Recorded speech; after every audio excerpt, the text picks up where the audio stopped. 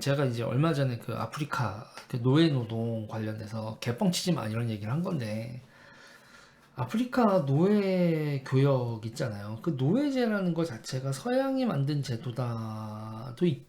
그렇게, 그러니까 노예제는 그냥 인간의 역사에서 있었고, 그리고 그때 아프리카 노예는 백인들이 총 들고 직접 찾아가서 잡아온 게 아니라 그 흑인 지배 계급이 자기 이웃 부족 잡아다가 백인한테 판 거라고요. 조금 생각을 해봐야 돼요.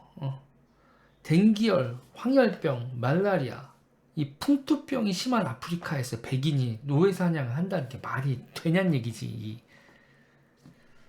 그러니까 그리고 이게 또 여기 저번에는 안 한 얘기인데, 아프리카는 이게 사망률이 높아요. 사망률이 높아서 출생률도 높아. 그런 식으로 아프리카가 인구가 유지되면서 살았던 거고, 그 당시 아프리카 인구를 한 5천만 명 잡습니다. 5천만 명 정도가 살던 아프리카에서 태어나고 죽고 태어나고 죽고 하는데, 그 백 몇십 년 동안에 연 인원 1200만 명이 팔려간 건지 1년에 6만 명 정도씩. 이게 뭐 백인들이 잘했다는 얘기는 아닌데, 노예 사냥을 한 건 아프리카의 흑인들을 노예 사냥을 한 거라고. 그러니까는 역사나 이런 거에서 백인들이 총 들고 들어가서 흑인들을 잡아오는 건 역사를 알죠요, 그것도. 그러니까 맨 처음부터 그랬던 건 아니고, 처음에는 아프리카에도 금, 은 있잖아요. 금하고 은 이런 게 있었다고. 그래서 금 주고 은 주고, 주로 금이었다고 하는데, 금으로 가나에 금이 많았대요. 아무튼 그래서 걔네들이 그렇게 교육을 하다가 자기들이 그 특히 총이라든지 이 금속들, 뭐 그 당시 세수대야 같은 게 되게 인기가 많았대요. 세수대야, 도자기 이런 것들이 아프리카 귀족들이 총하고 뭐 이런 생활용품들, 쇠로 된 은이나 쇠로 된 은이지 그 당시엔, 그런 생활용품들, 도자기 이런 거에 갖고 싶은데 내줄 교역 물품이 없으니까, 그러니까는 노예를 내줬다는 거예요. 총 두 자루에 노예 한 명 이런 식이었대요.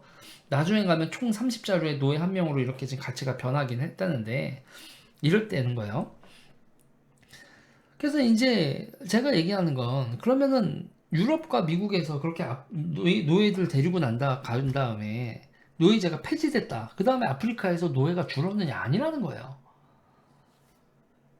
아프리카에서요, 노예제가 폐지된 다음에 아프리카에서 노예가 폭증을 하는 거예요. 오히려.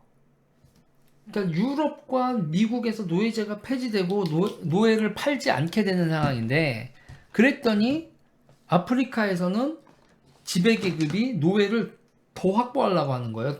사람들 계속 노예화하는 걸.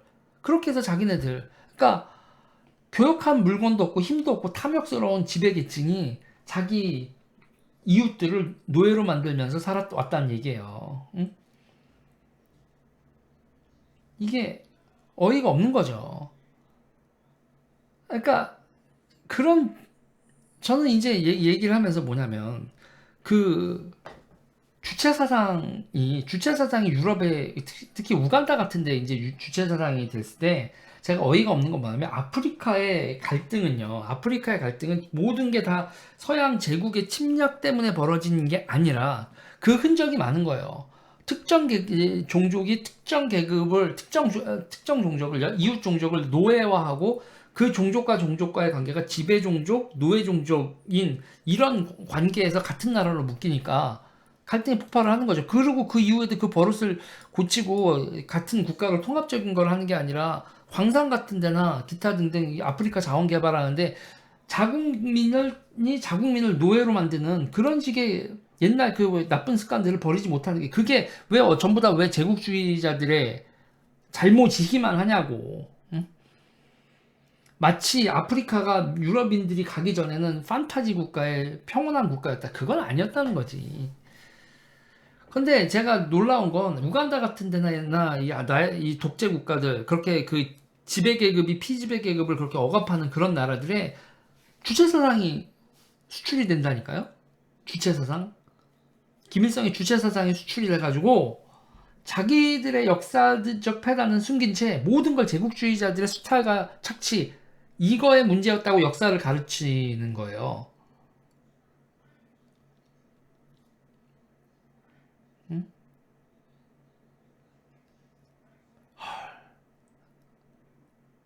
그러니까요. 자기들의 역사는 하나도 반성하지 않고 그리고 오로지 모든 게 다 제국 탓 이렇게 하는 거고 그리고 자국 내에 있어서 이 지배계급의 모든 모순을 다 숨기고 독재자를 절대적인 수령 내지는 지도자로 인정하라고 하고 자기들이 민족해방 투사 제국과 맞서서 싸운 민족해방 투사니 나를 숭배하고 너희들이 노예화되어 있는 상태를 받아들이라 이런 식의 말도 안 되는 짓거리를 아프리카에서 수출을 하는 거야. 아프리카에서 주체 사상이 나오는 그러니까 독재자들에게 있어서는 그리고 여러분 이게 있잖아요. 무슨 전통이냐면 성리학적 전통이기도 해. 지도자, 왕, 수령에게 절대 복종하라. 이게 무슨 개 같은 시츄에이션이지?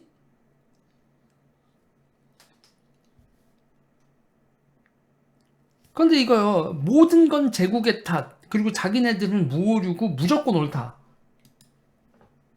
그리고 자국민을 노예화하는 거. 그거 어디서 보는 거야?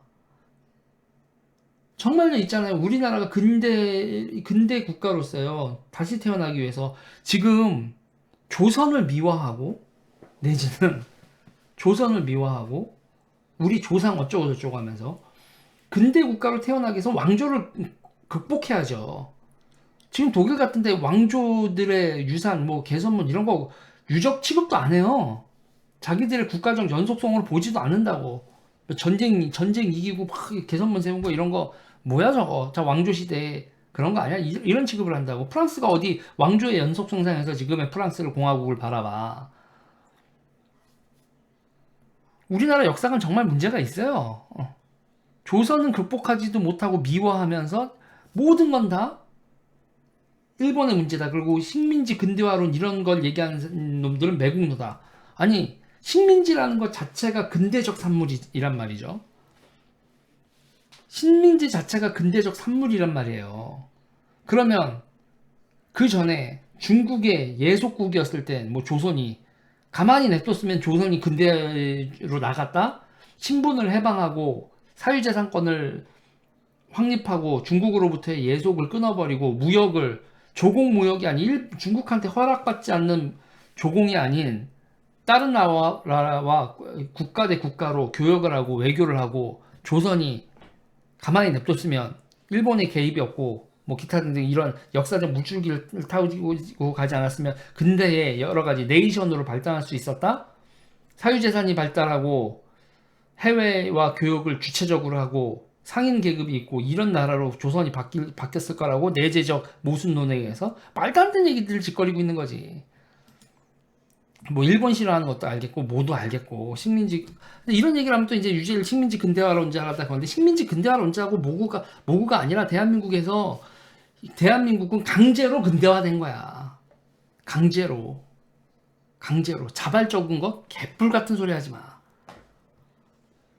다 해외로부터 내재적 힘이 아닌 외국에서 벌어진 일로 우리나라의 주요 근대적 개방, 문호, 이 조선이 근대로 넘어오는 모든 것은 외부의 힘, 그게 러시아가 됐던, 일본이 됐던, 미국이 됐던, 그거로 넘어온 거지, 우리 자체적인 힘으로 그런 뽕스러운 얘기는 하지 말자 이거지. 지금 우리가 21세기에 제대로 된 나라를 만드는 게 중요하지. 과거의 역사를 윤색하는 게 뭐가 그렇게 중요하다고. 미친 새끼들이.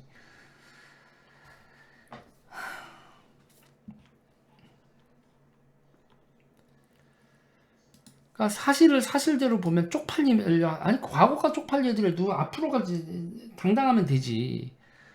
이거는 과거 쪽팔려 하고 과거를 숨기려고 하다가 미래까지 망치게 생겼어. 이 미친놈들.